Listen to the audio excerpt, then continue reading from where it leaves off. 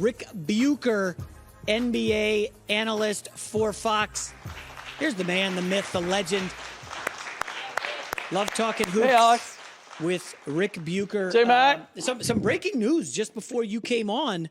Well, it's not huge, but Brad Stevens gave more than a vote of confidence to Joe Mazzulla, his head coach, saying he will be back. You were not particularly surprised by this. No, I think I was on with Colin a couple of weeks ago, right after they fell down 3-0, and said that I didn't see them making a change. It's not the way the Boston Celtics operate in general. They talk a lot about making changes and then don't, but with Brad Stevens being a former head coach, I figured he would have a certain amount of sympathy for Joe Mazzulla stepping into that seat for the first time. And look, they've been churning the head coaching position a little bit here over the last couple of years. They might want a little stability. Let's stay with the Celtics real quick. Jaylen Brown, 8 baskets, 8 turnovers in Game 7. Yeah.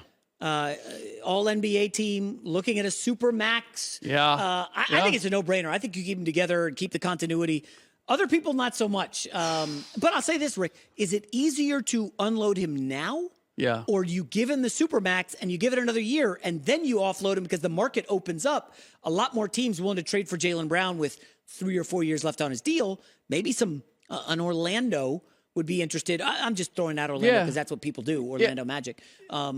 Well, in general, if you have a guy signed up long-term, it opens up your possibility of being able to deal him because people know what they're getting and they know how long they're going to have it. So it is a tricky proposition for all. I mean, everybody after the loss, everybody was like, you got to break up Tatum and Brown and you got to change things up. And being the Boston Celtics, where the bar is set winning championships, I'm not mad at that logic. I also understand the other side of it, though, which is they've had this unbelievable success. These guys are 25, 26 years old. And so do you risk that? Here's the problem. And it is because of the Supermax. It is because of the success, individual success those two guys have had. If you pay Brown and Tatum, that's your pay. Like, they've got to get you there now. And the supporting cast that you have now, you're not going to be able to afford.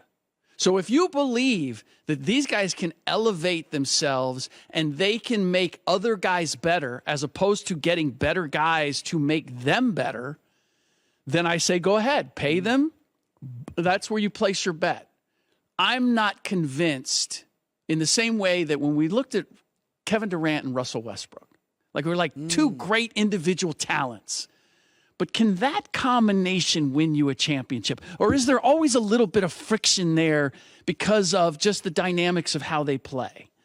That's what I see in Jayson Tatum and Jaylen Brown. So if you're happy just like you're always going to the playoffs, which a lot of teams would take what Boston Celtics have had. If you're happy with that, then load up on them, and you know that you're guaranteed to be good. There was also some duplication with LeBron and Wade.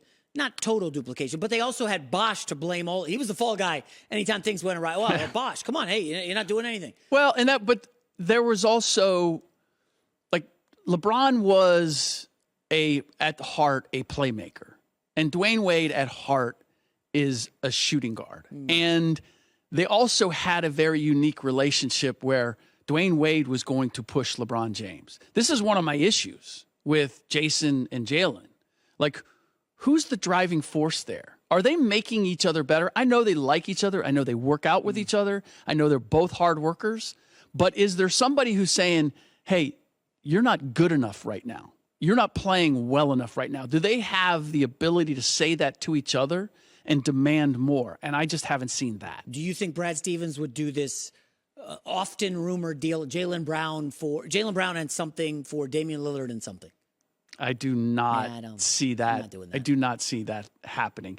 No. The difficulty is, and again, much like KD and Russ, like Jayson Tatum has been anointed the best player. And talent-wise, I don't argue with that. But Jaylen Brown is the more aggressive, plays and acts like a number one. So how do you get around that conundrum? And that, for me, is you take the risk. If you want to play for championships, you got to break that up and you got to come up with a different formula. We'll get to the finals in a sec. I want to go to the Suns. They still don't have a coach unless it happened in the last 30 seconds. Coaching Booker and Durant. You would think that's more appealing than going to Philly, or you think that's more appealing than the Bucks, both who have major questions this offseason. Like, why is this job not filled? What are you hearing? I haven't heard a word about who they might be going after at this point. But I think they're one of the reasons that they haven't been aggressive in going out and getting somebody is because there's still another shoe to drop, which is what are you going to do with DeAndre Ayton? Like, they have to make that move before they can do anything else. And one of the interesting rumors that I've heard. Oh, here we go. Yeah. I wasn't going to save this, but you know what, J-Mac? Fire away. This is for you. Yeah. Is the idea of trading DeAndre Ayton to the Dallas Mavericks for Kyrie Irving. Oh, jeez. That more so than seeing Kyrie go to the Lakers, it makes a ton of sense. For who? Certainly for the Dallas Mavericks. Getting DeAndre Ayton? Oh, yeah. DeAndre Ayton next to Luka Doncic makes a lot more sense than Kyrie Irving. One, you've got a rim protector. You've got some size. You have a guy who's happily being the number 2 that doesn't need the ball to operate. And it validates having traded Dorian Finney-Smith and the pieces that they sent and Spencer Dinwiddie and the picks to the Brooklyn Nets, because you couldn't get DeAndre Ayton for Dorian Finney-Smith and Spencer Dinwiddie and what they sent to the Nets. So getting Kyrie Irving now becomes, but look, we got DeAndre Ayton. So just a rumor, not reporting that it's going to happen. I mean, but to me, it makes a lot of sense for both sides. And Kevin Durant and Kyrie Irving reunited, and as we've seen, that worked out so well. It just worked out swimmingly in Brooklyn. I'm not saying that I would do it, but Matt Ishbia, the new owner, has demonstrated that he likes to swing for the fences, and this would certainly be that. If you thought that was the least likable team in the league before, are they keeping Chris Paul in this scenario? By the way, no, I believe you. I don't know that you could keep Chris Paul in that. I think that would be the least likable team in the league. I really? mean, Devin Booker is so mouthy. I mean, come on. And then Kyrie Irving, who knows when he's showing up? I shouldn't bash. I will say it's difficult to know how to interpret it, but kicking Monty Williams to the curb and the unbothered by Devin Booker, I'm not 100% sure what he meant, but not knowing what he meant, I don't feel good about. Monty Williams didn't deserve that. Whatever happened, he didn't deserve that. Yeah. All right, one last one before the finals. Bob Myers steps down. Or was pushed out. I don't know. No, he was really unclear. Was definitely not pushed out. So he had an offer on the table. Oh yeah. Okay. He could have stayed. So why? It was the worst. It was the worst kept rumor that he was looking to leave because he was worn out, and he also faced the very difficult proposition of you're going to have to break up the big three. And he came in and grew up and won championships with these guys. And most GMs take the approach, I'm not going to have a relationship with my players because I'm going to get to a point where I have to trade them and I need to be cold-hearted about it. And Bob decided, I'm not going to do that. And it served them well because when things flared up between Steve Kerr and Draymond Green or Draymond and Jordan Poole or whatever, all of and half a dozen other things that haven't been reported, he was able to go to those players and say, "Hey, we have to resolve this." Mm-hmm. Well, the downside of it is now you're at a point where you got to look at Steph Curry and say, "Yeah, I just traded Klay Thompson and Draymond Green." And Bob said, "I'd rather spend time with my kids than have to do that." It feels like a massive undertaking. It's not. I don't think it's a great job. I know that sounds crazy. I don't think it's a great job right now. I would agree with you because the bar is set so high, and people don't. Look. I'm working with people here who believe that as long as you have Steph and Klay and Dre and Steve Kerr, they're still going to be a championship contender. Yeah, I buy that. I do not. I don't. Seeing Klay, look, Klay's not Klay anymore. Yeah. Dre's not Dre anymore. And the championship teams that they have, remember, strength in numbers? Like, they don't have that same depth. It's can they reinvent themselves around Steph Curry? Yes, I believe they can. But there's a lot of work to be done. All right, finals. Everybody and their mom is picking Denver. They are the third largest favorite in the last 20 years. Yeah. Miami, obviously, 7-game series, grueling, Jimmy Butler, by the way, I know people aren't talking about it. Rick, last 4 games against Boston, he shot like 35%. Yeah. Like, he's tired. He's exhausted. Now you got to go to altitude. You've had diminishing returns for sure. A 9-point spread tonight. Is there any case that the Heat can win this series? Like, what is that? Like, they have nobody to guard Jokic, obviously. Yeah. Bam ain't going to guard him. Like, remember, Anthony Davis could not guard him. I don't know what the path to victory here is unless they keep making threes, which is unsustainable. Well, yeah. So look, we didn't expect them to beat the Bucks. The Knicks were the one team I expected them to beat. I didn't expect them initially to beat Boston. And then when the way Boston came out, I changed my tune. My heart wants Miami to at least be competitive in this series, and I would love to see them get rewarded for what they are. It's like rooting for Seabiscuit against War Admiral. Look at you, a horse racing reference. Wow. But the fact is, the zone is what killed Boston. Nikola Jokic, you put him in the middle of the zone, and you have guys cutting, and the shooters that they have, that ain't going to work against Denver. And so I just don't – I wish I saw a path to Miami pulling an upset or being formidable. I just don't see it. So I'm with the majority. The masses. I saw a stat where they played 11 possessions of zone this season against the Nuggets. The Heat did. And the Nuggets scored 19 points, which is not bad.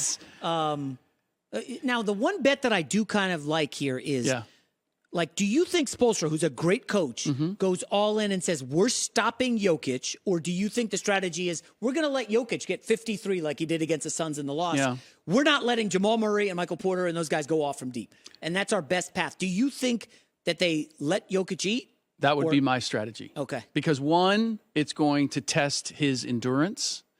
And 2, the one thing that Jokic showed me more of this year, but that I haven't consistently seen, which is why he was never my MVP, at the top of my MVP ballot, is because he'd rather be a facilitator.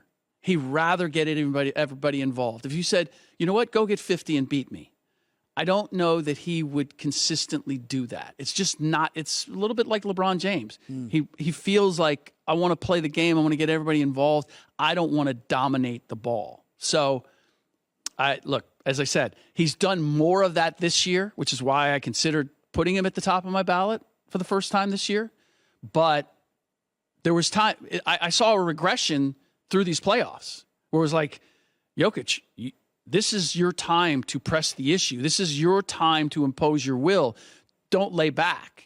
And he was relying on Jamal Murray, happy to set screens and hand it off. And he's just too good. And he was too big in the last series not to do that. I'm workshopping a take here on just the idea that centers are back in vogue. Does Colin know, by the way, you're just workshopping on his show? So, like, hey, I'm just trying out some new bits trying out here. Some new material. That centers are kind of back in vogue. Jokic, remember, the last center to be a centerpiece on an NBA Finals team was who? Would be you want to go Duncan? You want to go Shaq? But yeah, you could go Duncan, and it wouldn't be Shaq with the Heat. It would be Shaq with the Lakers. I just wonder, like Jokic center. I mean, he's best player in the league, and Rick, there is something to the analytics revolution going on in the league. And the Miami Heat are anti-analytics. They couldn't make threes all season. Now they make all of them. They got undrafted players scoring 52% of their points against Boston. That's unheard of. Yeah. Like, what is happening, or is this just a wacky outlier of a season? No, I think it's a natural evolution, because when we say centers, it's not traditional center. These guys aren't on the block. Right? It's really we've just gotten taller and heavier and stronger. But if you can't shoot a 3, you're not playing a 5. I mean, Jokic, Embiid, you have to be able to shoot the 3. And most of these guys are operating from the high post or beyond. So, yes, I would say big men are back in vogue, but it's simply a byproduct of, like, we've seen the 6'9", 6'10" guys becoming guards and point forwards and all of that. So now what we're getting is we're getting point centers. That's what we're getting. The other half of this would be the AAU culture. I know we've talked about this for a while. Yeah. Your kid played AAU. My son has. Like, it's just not working, I don't think, in America. And you look at the league and how these Europeans are coming in and totally dominating. Rick, you go back 20, 25, 30 years. There's like barely any non-Americans on the All-NBA teams. Now, the MVPs are almost all did not play high school basketball here. I know Embiid did a little bit. But then you look at Wembanyama, number 1 pick. He didn't play here. And you look at 2024, because I do that because I'm a nerd. Yeah. 3 of the top 5 guys, European. Oh. Like there's a shift going on. I know it's been happening for a while, but people aren't really talking about this. It's happening in baseball. If you look at like how many players are Latin versus it's starting to grow. It's happening in the NBA.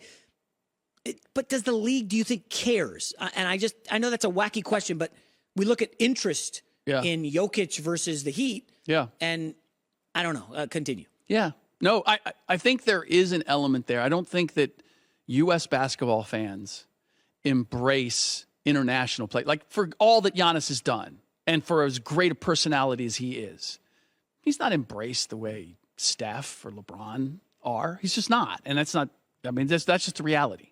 So I think there is that little bit of disconnect. And U.S. basketball fans don't want to hear this. They don't want to hear what you just brought up, which is spot on. We're looking at the possibility that a Canadian and a Serb are going to dominate the NBA Finals and win a championship here. Like, the best American player we have in this series is Jimmy Butler. Not to take anything away from him, but that, to your point, like, that's where it's trending. A no-star recruit. The Canadian basketball program has evolved mightily. What they're doing in Europe, they're killing us because AAU, the coaching is fallen off mightily. There's like a capitalism thing going on where you can make a lot of money in AAU basketball, but are the kids learning? And now we're rambling. 100%. Anyways, Ric Bucher, NBA analyst here at Fox. Really good. Love your stuff, Rick. Thanks for coming on. My pleasure. Hi, everybody. Thanks for watching. Subscribe here to get the latest from the show. Also, be sure to check out more of the best clips from The Herd or go watch a few segments from other shows on FS1.